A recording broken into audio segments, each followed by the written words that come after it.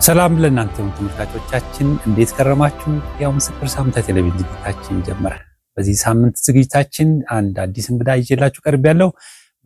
እንደምታውቁት በዚህ ዝግጅታችን የተለያዩ የህይወት ዘመን ምስክርነቶችን ወደ እናንተ እናቀርባለን። የዛሬ እንግዳዬ ደግሞ በተለይ የትግራይ እና የአማራ ድንበር ከተማ ከሆነችው ከራያ አካባቢ ማለት የትግራይ ህዝብና አማራ ህዝብ ተቀላቅሎ ከሚኖርባት የራያ አካባቢ የተገኘ አገልጋይ ነው። ወንድማችን አበራ ዝናቡ ይባላል። ወንድማችን አበራ እንኳን ወደ ስቱዲዮአችን በሰላም መጣ። እንኳን በሰላም ቆየል።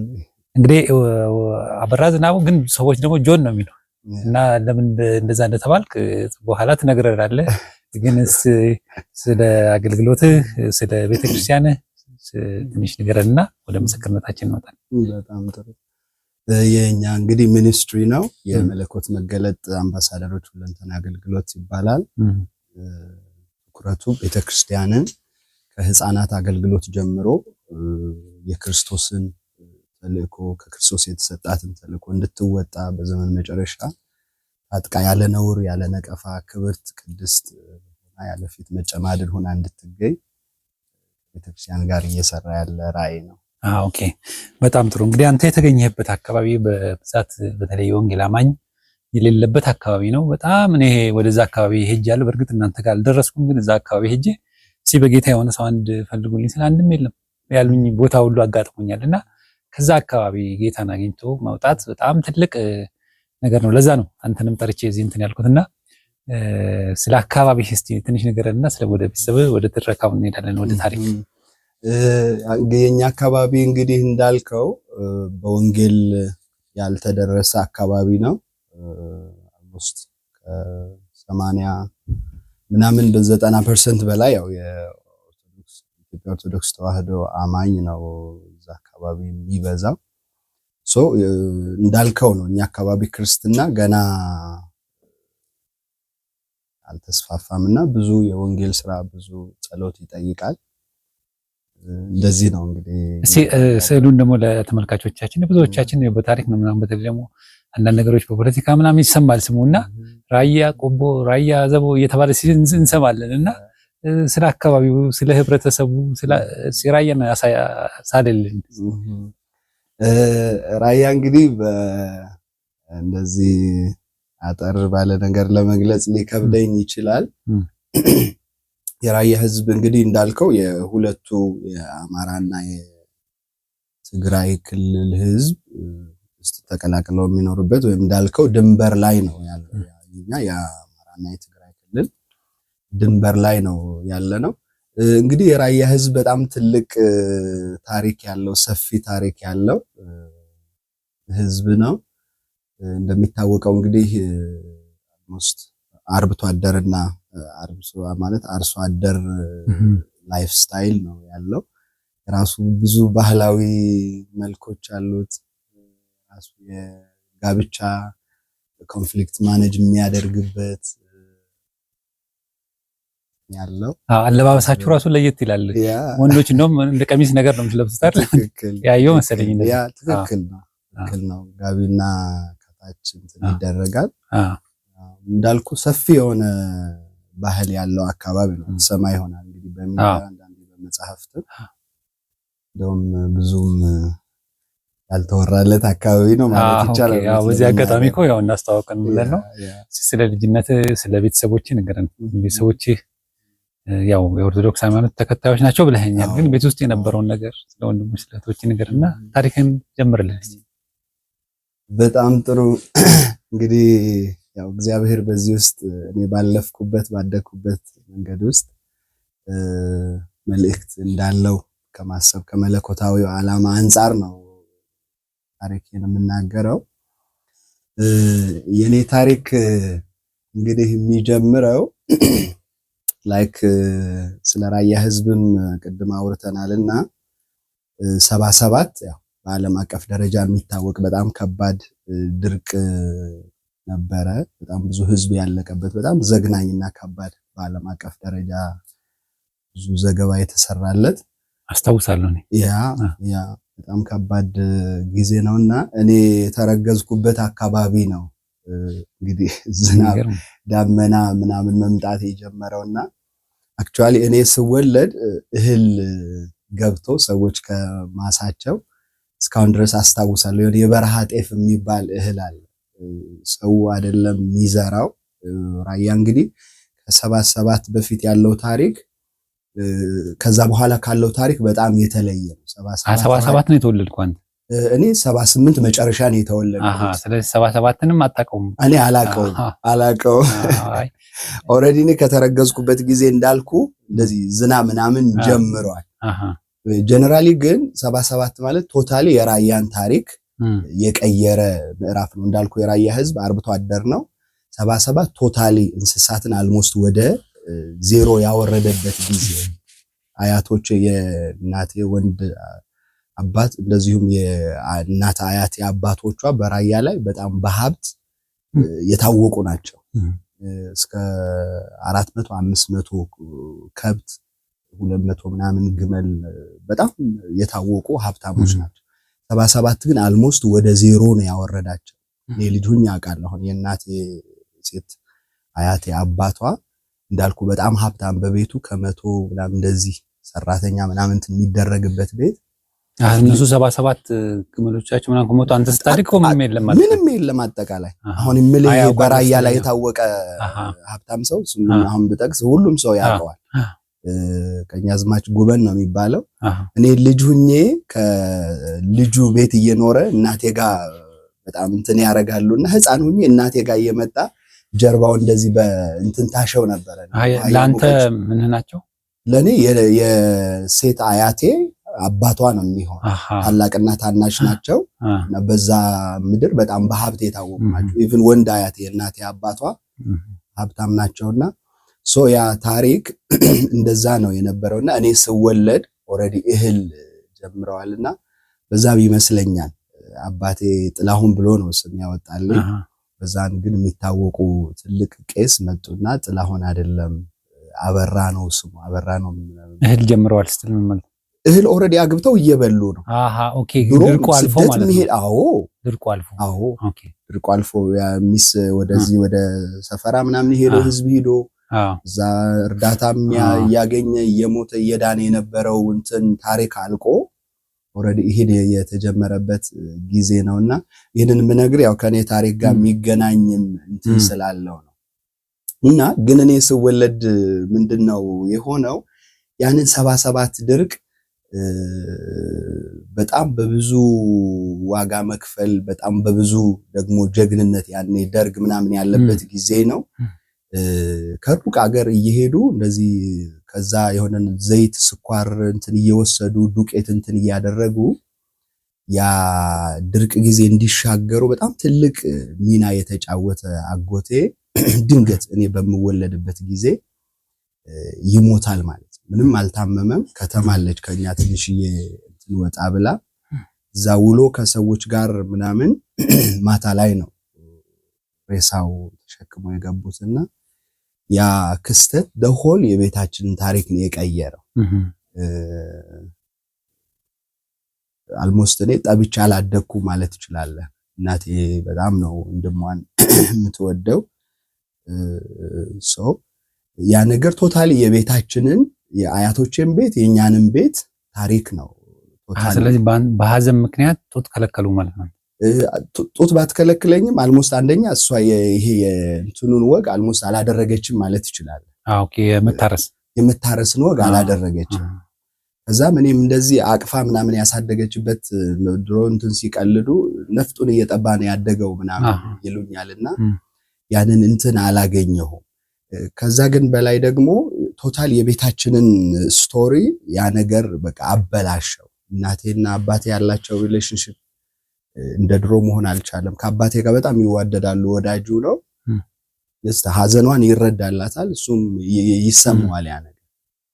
ቤታቸው ጋር ግን ያለው ነገር አልሞስት ልጅ ከኔ በኋላ የተወለደው በ4 ዓመት ነው። እናቴ በየ2 ዓመት ልዩነት ነው የምትወልደው። በዚህ ሀዘን ምክንያት ግን አልሞስት 4 ዓመት ሙሉ ትረዳኛለህ። በአልጋ ላይ አይተዋወቁም ማለት ነው። እሱ ብቻ አይደለም፣ አያቴ ልጇ ከሞተ በኋላ ከአያቴ ጋር ዝም ብለው አንድ ላይ ኖሩ እንጂ እንደዚህ አያውቁም። ልጅም አልወለዱ።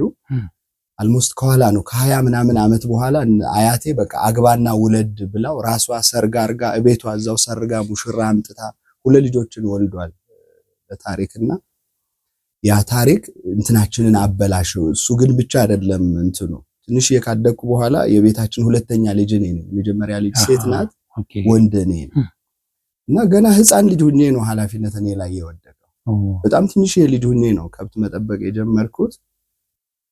የኛ ቤት ደግሞ ከብቶች በጣም ኃይለኞች ናቸው፣ የሚዋጉ በሬዎች ምናምን አሉ እና እንደዚህ መንገድ እየሄድኩ ጥሰው የሰው ማሳ ይገባሉ፣ መጥቶ ይደበድበኛል። ህፃን ልጅ ሲጫወት ይጠፋሉ። በጣም እንትን ናቸው። አንዴ 3-4 ሰው ማሳ እንትን ብለው ይውላሉ። ያገኘ ሰው ሁሉ ነው የሚገርፈኝ። አልሞስት ማን መንገድ ጤነኛ ሆኖ አንድ ሰው ካለፈኝ በጣም ደስተኛ ነው የምሆነው። ስፔሻሊ ያጠፋኋቸው ቀን ማለት ነው እና በጣም ራያ በዛን ሰዓት እንደገና እንዳልኩ እንትን ብሎ በጣም ጫካ ነው እንዳሆኑ አይደለም። ትንሽ ቦታዎች ናቸው እንጂ ታርሰው እንትን የምታየው አብዛኛው ነው። የተወለድኩበት የራያ አካባቢ ጫካ ነው። በኢንቨስትመንት በዚህ አሁን ጫካ አልሞስት እየጠፋ ነው። ከብቶችም ልክ 77 እንደጠፉት አሁን ኦሬዲ የሚውሉበት ምናምን ስለሌለ ስታይል ወደዛም በእኛ ጊዜ እንግዲህ በጣም ሀብታም የሆነ ጊዜ ነው። ሶ ምንድነው በጣም ከባድ በሆነ አስተዳደግ ነው ያደግኩት።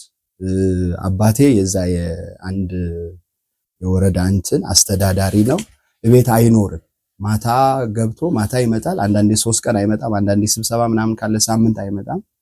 እናቴ ናት ቤት እንደ ወንድም እንደ እናትም ሆና ቤቱን ማኔጅ ታደርገው ነው ከቤታችሁ ማለት አዎ በእግሩ አልሞስት በጣም ቅርብ የምትባለው እንትን የ45 በዚህ ደቂቃ ናት።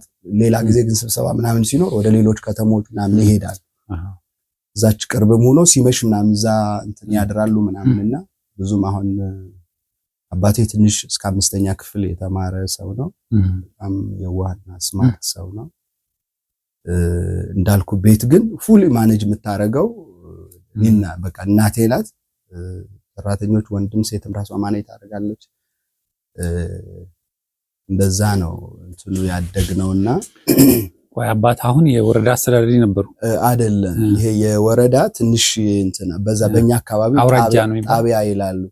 አውራጃ ማለት በጣም ትልቅ መዋቅር ማለት ለምንድን ነው የጠየኩህ? ይሄንን አንተ ከብት እረኛ ነበርኩ ስላልከኝ ከብቶቹን ማኔጅ የሚያደርገው ማን ነው ማለት ከብቶቹ ምንድነው አንተ ጠበቃቸው በኋላ ይሸጣሉ ትተዳደሩባቸዋለች ወይ ማን ነው? ምንም አይሸጡም። በቃ ወተት እንጠጣለን እዛው ይወልዳሉ። በሬ የሚሆነው ያው እንትን ተገርቶ በሬ ይሆናል። ከብቶቹ በቃ እንትን እያደረጉ ነው የሚራቡ እና ካልሸጣችሁ ገበያ ያመጡ ማለት ነው። ምንም ለወተት ብቻ ነው የምንጠቀምባቸው እና ሲራቡ ብዙ ሲሆኑ ምን ነው የምታደርጓቸው? እያረዳችሁ መብላት ነው? ነው ምንም አናርዳቸው። በቃ ይበዛሉ።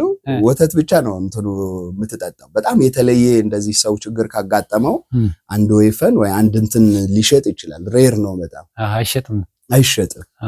እዛ ግን አሴት ናቸው። ልክ አሁን የኛ እንትኑ ሰው ይሄን ያክል ከብት አለው ምናምን ተብሎ የሀብት ማነጻጸሪያ እንጂ ከብት ያረዳችሁ አትበሉም። አንበላ ሰርግ ምናምን ሲሆን ላይክ እንትን ይደረጋሉ። ትንሽ እንትን ያደረጉ በሬ ላም እንትን ተደርጎ ተስካር ሲኖር ሰርግ ሲኖር ምናምን ይታረዳሉ እንጂ ከዛ ውጭ ምንም አይደረጉም። ዝም ብለው ነው የሚባዙ። ከዛ የሚሞቱት ይሞታል ማለት ነው። የሆነ እንትን ካጋጠመው ይሞታሉ ወይ በጣም ሲያረጁ ወይ በሆነ ድንገተኛ ሲታመሙ ምናምን ረጅም ያም ሲሆን በቃ ምንም ጥቅም ላይ ለስጋ አገልግሎት ምንም በቃ ሰው ከብት ይሄን ያክል ሀብታም ሰው የሚባለው በእኛ በጣም ብዙ በሬ ከብት ምናምን ግመል ካለው በቃ ሀብታም ኢኮኖሚካሊ ምንም ጥቅም የላቸውም ማለት ነው። ምንም ወተት ቅቤ ምናምን በቃ ይሄ ነው ያላቸው እንትን ጥቅም።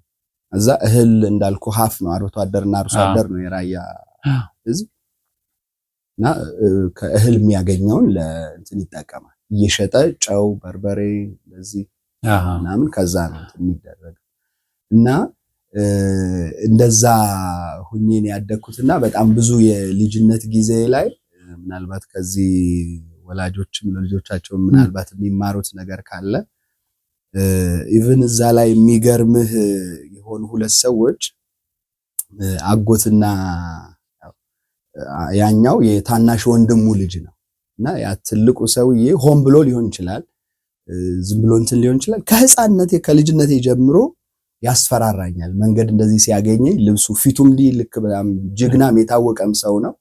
ልቅም ሰው ፊቱ ራሱ ስታየው አንበሳ ነው የሚመስለው እና እኔን መንገድ ላይ ምናምን ሲያገኘኝ ጠዋትም ሆነ ከሰዓትም ሆነ ምናምንም ሆነ ያስፈራራኛል። እንደዚህ እንትን ያደርጋል። በጣም ነው የምፈራውና ያጎቱ ልጅ ደግሞ ምን ይለኛል ልጅ ሁኜ አንተ እኮ ከመንገድ ነው ወድቀህ ያገኙ ኤቭሪ ዴይ ነው በተገናኘን ቁጥር ይሄን ይነግረኝ። ለምን እሱን ነው ያልኩ። ሆን ብሎ በዓላማ ነው የሚያደርገው ወይስ እንትን የሚለው ብዙ አይገባኝ፣ ግን እንደዛ ነው የሚል። አንተ እኮ መንገድ ላይ ነው አባትህ ወድቀህ ያገኘህ እንጂ እኮ ልጃቸው አይደለህም ይለኛል። እና ያለኔ በህፃንነት እንትኔ ከባድ ነው ያ በጣም እንትን ያደርገኛል። ትልቅ ሁኜ ድረስ እጠራጠራለሁ። አባቴን ቀርቤ አንተ አባቴ ነው መንገድ ነው ያገኘህ እንዳልለው ውስጤ እንትን ያደርጋል። አዎ ለአባቴም ጠነቀቃለሁ እንትንም ነው የሚሆን እና በዛ ልጅነት እድሜ ለልጆቻችን አንዳንድ ጊዜ የምንነግራቸው አንዴ ከልጅነት ጀምሮ እንዳልኩ እንትን እየሆንኩ ነው ያደግኩት። ነፍጡን እየጠባ ነው ያደገው ባላለው። እናቴ እንዳልኩ በጣም ጀግናና ስማርት ሴት ናት። ከትህትና ሊሆን ይችላል። ድሮ እኔ ስወለድ መቻል የሚባል ውሻ ነበረ። እስከ ትልቅ ሆና እኔን መቻል እያለች ነው የምትጠራኝ። ኦኬ እሷ ላይ ሃምብል ከመሆን እንትን ነው እንጂ በጣም እንዳልኩ ስማርት ሴት ናት። በጣም ነው የምትመክረኝ። እኔና እሷ ነን ቤት ያለ ታላቄ ሴት ናት። ከኔ ታችኛ እንዳልኩ 4ኛ ዓመት ታናሼ ነውና እንደዚህ አይነት ነገሮች ግን የልጆች አይምሮ ላይ በጣም ነው የሚጎዳው ኢንፍሉዌንስ ይኖራቸው። እኔ አሁን አድጌ ጌታ በኋላ በተለይ ካገኘኝ ብዙ ነገር ፈወሰኝ እንጂ እንትኖች ነበሩ። ላይክ አድጌ ትልቅ ሁኜ ልክ እንደ የራያ ወጣት እንግዲህ ይታወቃል ካልቸሩ ላይ የተለመዱ ነገሮች ነበሩ። ምን ለምሳሌ በቃ ይሄ ጉርምስናው እንትን አለ፣ ይሄ የኃይለኝነቱ ነገር አለ። እግዚአብሔር እኔን ለመጠበቅም ተጠቅሞበታል። በቃ ይጠጣል ትንሽ ስትጎረምስ እንዲህ ሴተኛ እንደዚህ ያው የገጠር ብዙ የሴተኛ ዳሪ ላይፍ እንደ ከተማው አይደለም እንደዚህ ይባላል። እኔ እንደዚህ አይነት ላይፍ ላይ እንትን አልነበርኩ። ላይክ አጎቶቼ እንዳልኩ በዛ አካባቢ ምንድነው በዛ አካባቢ ያቆጥ ጅግኖች ምናምን ይባሉ ናቸው። አንዳንድ ነገሬን ሲያዩ እንትን ይሆናል። ምንድነው ይሄ ልጅ የእናቴ ታናሽ በጣም እያበረታታ ነው ያሳደገኝ። ትልቅ ሮል ነው በህይወቴ ላይ የተጫወተውና የፊልም ማድረገው ነገር ግን በልጅነቴ ከደረሱብኝ እንትኖች የተነሳ የሆነ ኢንፍሉዌንስ እንደነበረ ከኋላው ወንጌል እየለወጠኝ እየገባኝ ሲሄድ እንደዛ አይነት ነገሮች እንደነበሩ እረዳለሁና ከዛ በኋላ ከብት እየጠበቅኩ እያረስኩ ግመል እየጠበቅኩ አደግኩ። ድንገት እግዚአብሔር ጣልቃ ገባ። እናቴ ስትነግረኝ የሆነ ጊዜ እኛ አደግ ባልንበት ጊዜ አውቶቡስ የሚባለው መኪና ጀምሯል። እዛ የነበሩ ባለሀብቶች ገዝተው ድሮ ትናንሽ እነዚህ አሁን ኮስተር የሚባለው አይነት ሆኖ የድሮ ነበር ነጭ እንትን እየገፋ ናቸው የሚባሉ ሎንቺና ይባላል። አሁን እንደዛ አይነት እንትኖች ናቸውና የሆነች ነጭ እንደዛ ስለማቀር እና እየተገፉ ምናምን የሚሄዱ ናቸው። ያን እኛ አደግ ባልንበት ጊዜ ግን እነዚህ አውቶቡስ ምናምን የሚባሉ እንትኖች መጡ እና እናቴ አንድ ቀን በዛ እየሄደች የሆኑ ባለሀብት ሰዎች እዛ ቁጭ ብለው የሆነ ብርቱካን ነገር እንዲህ ሲቀባበሉ ሲበሉ ምናምን ታያለች። እና ወደ አይምሮ አንድ ነገር መጣ ነው የምትለኝ። ለኔ 7ኛ 8ኛ ክፍል ሆኜ ይሄንን ታሪክ የምትነግረኝ እና ልጄ መማር አለበት፣ ልጄ ገበሬ ሆኖ መቅረት የለበትም የሚል ሐሳብ ወደ ልቧ መጣ። እና ይሄ በልቧ ውስጥ ብዙ ጊዜ ይዛው ከመጣች በኋላ ድንገት አባቴ የሳውዲ ላይ የሞተ ቤተሰቧ ነበረ መኪና ገይቶት እና አባቴ ከዚህ ውክልና ወስዶ ያንን ካሳ ለማስጨረስ አዲስ አበባ ይመጣል፣ ፓስፖርት ምናምን እያስጨረሰ እና አንድ ቀን መስከረም ነው ትምህርት ጀምሯል። ቁጭ ብዬ እያደረኩኝ ከብቶች አንድ ጎረቤታችን አለ በጣም የምወደው ጓደኛዬ ወንድሙ ነው ታላቅ ወንድሙ ነው። ይመጣና እንትን ይጠራኝና ከብት እረኛ ትፈልጋላችሁ እንዴ ይለኝ። ድንገት ነው 2 3 አላሰብኩም። ስለ ትምህርትም አስቤው አይደለም። እየሮጥኩ ነው ወደ እናቴ ሄድኩት። ቤት ውስጥ ናት። እየሮጥኩ ሄድኩኝ። እንደዚህ ያኔ በአመት አንድ ወይፈን ነው የምትሰጠው። እንደዚህ አመት ሙሉ ይጠብቃል። አንድ ወይፈን ትሰጠዋለህ እንጂ ሌላ በየወር የሚሰጥ ነገር ምንም። በቃ ቤት ቀለብ ምናምን ይጠቀማል ምናምን። ቤት ልጅ እንደ ልጅ ነው የሚኖረው። በአመት ግን አንድ ወይፈን ነው የሚሰጠው እና ስነግራት እናቴ በቃ እሷም እንደዛ ነው የሆነችው። በቃ ሩጣ አምጣው አለችኝ። እኔ ነኝ እንጂ የምጠይቃት። የጓደኛዬ ታላቁ ይዞት መጣ። ከዛ ሩጬ ጠየቅኳት ይዘውን አለችኝ። አንተን የሚተካ ሰው ተገኘ ማለት ነው። እኔን የሚተካ ሰው ተገኘ ማለት ነው። ከዛ መጣ በቃ ግባ አለችው። በቃ በዛው ገባ። እኔ በሁለተኛው ቀን ሂድ አለችኝ ትምህርት ቤት። ኦኬ። በዚህ አጋጣሚ ነው ትምህርት የገባሁት። አጋጣሚ ደግሞ ትምህርት ስገባ ጎበዝ ነኝ። በእድሜ ትንሽ በሰል ብያለሁ። ታናናሾቼ እንግዲህ ሁለተኛ ሶስተኛ ክፍል ምናምን ደርሰዋል። አባቴ ቁጭ አድርጎ ነው አንድ ቀን ልጆቹን ትምህርት ሲያስገባ እዚህ ቤት ሙሉ ኃላፊነት ያለው አንተ ጋር ነው ማለት ሊጫነኝ አልፈለግም። ልጆች ትምህርት ቤት እየሄዱ ነው ምናምን እንዳልኩ አባቴ ትንሽ የተማረ አብሮን ስለማይኖር እንጂ ለስነ ልቦናዬ ሲመጣ ይመክረኝ። እንደዚህ ነህ እዚህ ነው ሊታረጋለህ ትልቅ ስትሆን እንደዚህ አይነት እንትኖች አሉ። እኔን እየጎዳኝ ያለው እሱ አያገኘኝም በየቀን ኢቭን እሱ ቤት ሲመጣ በጣም የሚገርም ነገር ከብት ጠፍቶ ወይ የሆነ ነገር አግኝቶ ወይ ሰው መንገድ ላይ ያማረዋል ልጅህ እንትን አይጠብቅ ምናምን ተብሎ እሱ መጥቶ አንዳንድ ጊዜ ይገርፈኝ። አንድ ጊዜ በቃ ፋዘር ቤት መጥቶ በስነ ስርዓት ቁጭ ብሎ ምናምን እንዲህ ማሻሸት ምናምን ከጀመረ በጣም ነው ደስተኛ የምሆነው። ካልሆነ ፊቱን ነው የማየው ገና ከበር ስመጣ ማለት እና ከዛ ትምህርት ገባው። ትምህርት እንዳልኩ ጎበዝ ሆንኩ። እንትኑ የውጭ ፕሮግራም አልተሳካም። ፓስፖርቱን ጨርሶ እኛ ጋር መጣ። ሳይሄድ ቀረ። ስመጣ ኦልሬዲ ትምህርት ጀምሬያለሁ። ከዛ መምህራን በቃ ልጅህ ጎበዝ ነው እንትን አደረጉት ማለት ነው። ከዛ በጣም ደስ አለው። በቃ ትምህርቴ ላይ ፎከስ እንዳደረግ እሱም መምከር ጀመረ እና እንደዚህ እያለ እንዳልኩ ቤታችን አሁን ያለው ችግር በዛ ቅድም በነገርኩ ያጎቴ መሞት ምክንያት ፋዘርና ማዘር እንትን አያደርጉ። በቃ አንደኛ እሷ ኦልሬዲ እውነት ለመናገር ይሄ ኖርማል እንግዲህ እኔ ሁለተኛ ልጇ ነኝ ብያለሁ፣ ወጣት ናት። ኖርማል ይሄ እንትን ህይወት ግን ሳታደርግ ነው እዚህ ኖርማል ራያ የሚደረገው ይሄ እንደዚህ ኖርማል ጌጥ እጇ ምናምን ይሄ ጌጠኛ ልብስ ምናምን ሳትለብስ ነው እናቴ። በመሃል ላይ ግን የነበረው ችግር ምንድነው? ፋዘርና ማዘር ብዙም አይስማም። አንዳንድ ጊዜ ይደበድባታል። በዚህ ፋዘሯ ቤት ትሄዳለች። ፋዘሯ በጣም ሰው ነው ከሂጂ በዚህ ያደርጋልና በዛ ነበረ። ከዛ ደግሞ ምናልባት ታሪኩን እንዳይሆን እንጂ የመጨረሻ የቤታችን የመጨረሻ ሳይሆን ከሱ በኋላ መጨረሻ አንድ ልጅ ተወልዳለች። ትልቅ ልጅ ሆና እሷም አንድ ልጅ ወልዳለች እና የሷ ታላቅ እንትን ነው ምንድነው ይሄ የኦቲዝም አይነት ችግር ነበረበት እና እሱ ደግሞ በጣም ነው የጎዳት። 8 ዓመት ነው ሸከመችው። ከሱ ጋር ጸበል እየዞረች ካልሞስት ማህበረሰብ እስከታቀምባለች። ማዘር በጣም ሶሻብል ሰው ናት እንትኖች ላይና እሱ በጣም ነበር ወደ እንትን መጨረሻ ይጎዳት። የሷን ነገሮች እንትን እያየው እንዳልኩ እኔና ማዘር እንትን አለ ከሷ ላይ የሚሆኑ ነገሮች እና እሱ እንትን አደረገ። ኦልሬዲ እሱ በ8ኛ ዓመቱ ለዛ ሞተ። ያ ሞተ። ያው ከዛ በኋላ እኔ ያኔ 8ኛ ክፍል ገብቻለሁ። ሲያርፍና ያ ነገር እንትን አደረገ። ያው እንዳልኩ አልሞስት ፋዘር እና ማዘር ወደ ካልቸሩ ስለማይፈቅድላቸው ያው ከፊት ያው እንትን ይሄ ዝናው ምናምን ስላለ ተለያዩ ምናምን ላለመባል እንጂ አንድ ቤት ኖረው አልሞስት ወደ መለያየት አካባቢ ነው የሄዱት። በዚህ ወቅት ደግሞ የእናቴ ታላቅ እህቱ ልጅ ድንገት ባለቤቷን በጥይት ይገድላል። ከዛ በኋላ የፋዘርም ዲስተርብድ መሆን ጀመረ። በኋላም ሰዎች እንዲህ በምቀኝነት የነበረው የእንትን ስልጣንን ህዝብ አመጽ አስነስተው ምናምን እንትን አደረጉ። ፋዘር በቃ እንትን ማድረግ ጀመረ። እንትኑ ጥሩ አልነበረ እና ያ እንትን እያደረገ ከኋላ እሱ መታመም ጀመረ። በዛ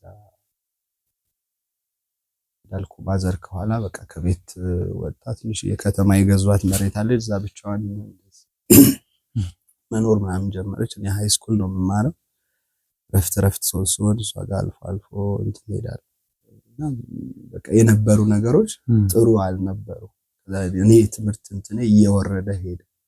እስከ 9ኛ ክፍል ኦልሞስት ከዩኒት ወይ ሁለተኛ ወይ አንደኛ ነው የሚወጣው ነውና ከዛ በኋላ ከ9 በኋላ ያለው ነገር ግን እንትኑ ፎከስ ትምህርት ላይ ያጣው ከዛ ፋዘር 98 ላይ እንትን አረፈ ማለት ነው።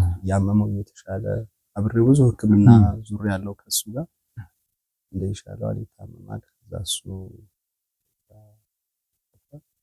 በአመቱ ማዘርም እንዳልኩ መሃል ላይ ያመማት ተረሷ አማማቷ ከኋላ ላይ በቃ ድንገት እንዳልኩ ኬር አታረግም። እንደዚህ አንደኛ በጣም የሃይማኖት ሰው ናት፣ ታሪ ሰው ናት ከልጅነቷ ጀምሮ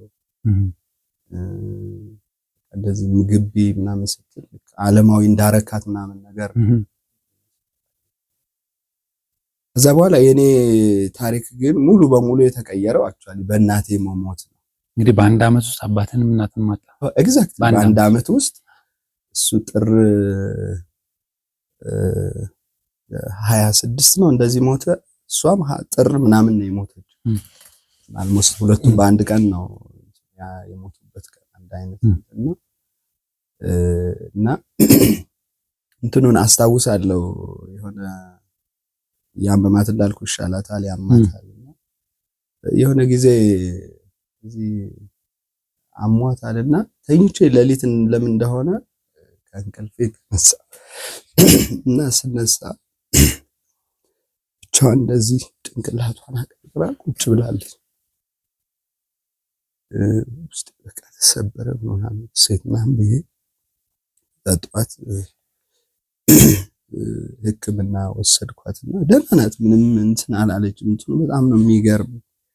ከዛ ታላቅ እህቴ ቀድማ ነበር እዛ ያለችው ሰው እና መናኸሪያ ላይ ቁጭ ብለን ዝም ብሎ ሰውነቷ እንትን ማድረግ ጀመረ። ምን እየሆንሽ ነው እናቴ?